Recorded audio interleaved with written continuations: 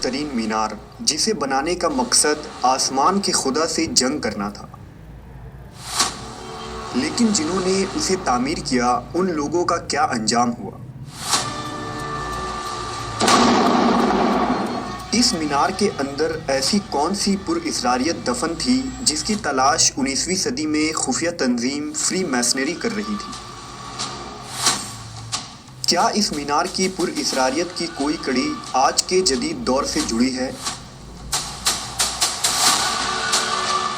عراق کا شہر بابل سومیری، یہودی، عیسائی اور مسلمان اقوام کی عظیم تاریخ اور ثقافت کا امین رہا ہے۔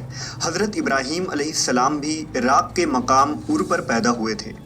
بابل ہی بخت نصر کا دارالخلافہ رہا، جہاں اس نے یہودیوں کو غلام اور قیدی کی حیثیت سے لایا اور انہیں لمبے عرصے تک اسیر رکھا۔ اس قدیم تہذیب کا صدر مقام اسیریا تھا۔ یہیں سے بابل اور نینوا کی تہذیب پروان چڑھی۔ عراق کے ریت کے ٹیلوں کے نیچے قدیم تہذیبیں آج بھی دفن ہیں، جن کی دریافت نے آج انسانوں کو حیرت میں ڈال دیا ہے۔ اب تک دریافت ہونے والے آثار اور کھنڈرات کی وجہ سے سومیری تہذیب کو ماہرین نے اس دنیا کا سب سے قدیم ترین تہذیب کہا ہے۔ شہر بابل کے کھنڈرات، محل کے نوادرات، زیورات، اشوری بادشاہوں کے حنوط شدہ لاشیں، ان کے دفن کیے گئے جواہرات، بابل کا کنواں اور بابل کا مشہور زمانہ قبالہ جادو نے اس تاریخی شہر کو مزید پر اسرار اور دلچسپ بنا دیا ہے۔ انہی پر اسرار اور تاریخی تعمیرات میں بابل کا مینار سر فہرست ہے۔ بابل کا برج یا مینار سومیری تہذیب کی قدیم ترین یادگاروں میں سے سب سے اونچی عمارت تھی۔ اسے کس بادشاہ نے تعمیر کیا اور کون سے سن میں تعمیر کیا گیا، اس بارے میں تاریخ مکمل طور پر خاموش نظر آتی ہے، لیکن دنیا کی مختلف مذہبی کتابوں میں اس عمارت سے متعلق بہت سے معلومات ملتی ہیں۔ یہ تمام کتابیں بابل کے اس مینار کو انسان کے غرور اور اس کے خدائی کے دعوے کی علامت قرار دیتی ہیں۔ نمرود وہی بادشاہ ہے جسے حضرت ابراہیم علیہ السلام نے دعوت دی تھی، اور اس نے غرور و تکبر میں آ کر حضرت ابراہیم علیہ السلام کو آگ میں ڈال دینے کی سزا دی تھی۔ عہد نامہ قدیم کے باب پیدائش میں مینار بابل کا ذکر کچھ یوں ملتا ہے کہ طوفان نوح کے بعد حضرت نوح علیہ السلام کے بیٹوں سے انسانوں کی آبادی بڑھی، ان کے بچے ہوئے اور ان کے بھی سینکڑوں اولادیں ہوئیں۔ زمین میں بہت سے لوگ ہو گئے اور سب لوگ ایک ہی زبان بولتے تھے۔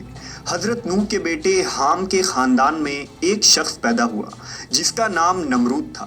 وہ ایک قوی ہیکل، جری بہادر شخص تھا جو ملک صغار، بابل، ارک اور اکاد کے علاقوں کا بادشاہ بنا۔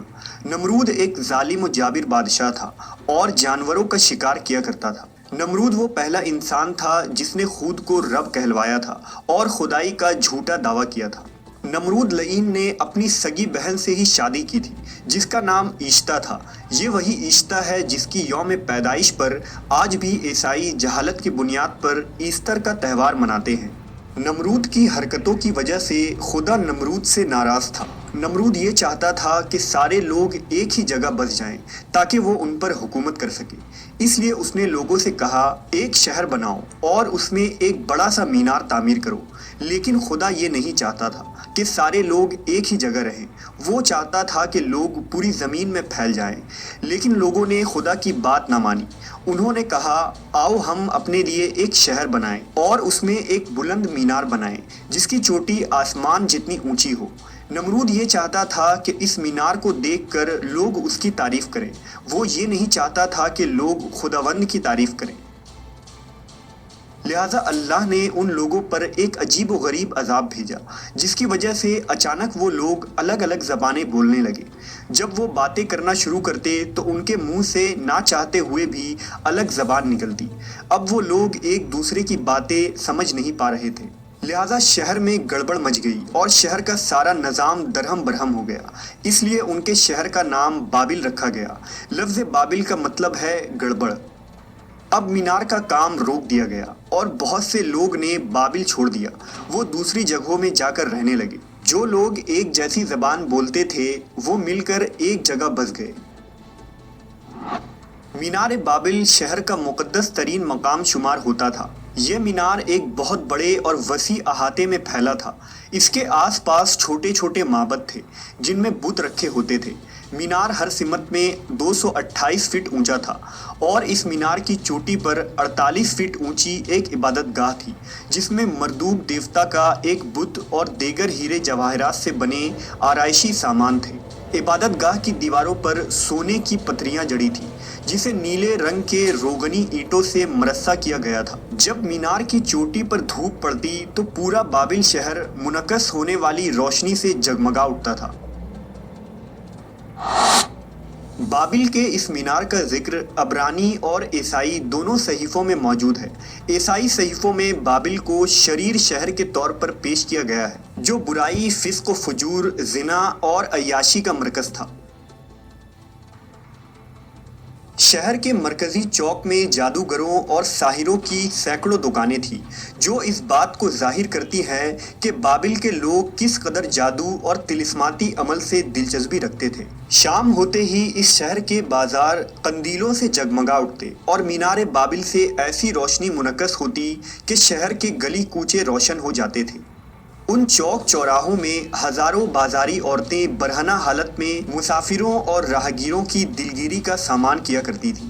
بابل کے لوگ بت پرست اور مشرک تھے۔ ان کا سب سے بڑا دیوتا بل مردوک کہلاتا تھا۔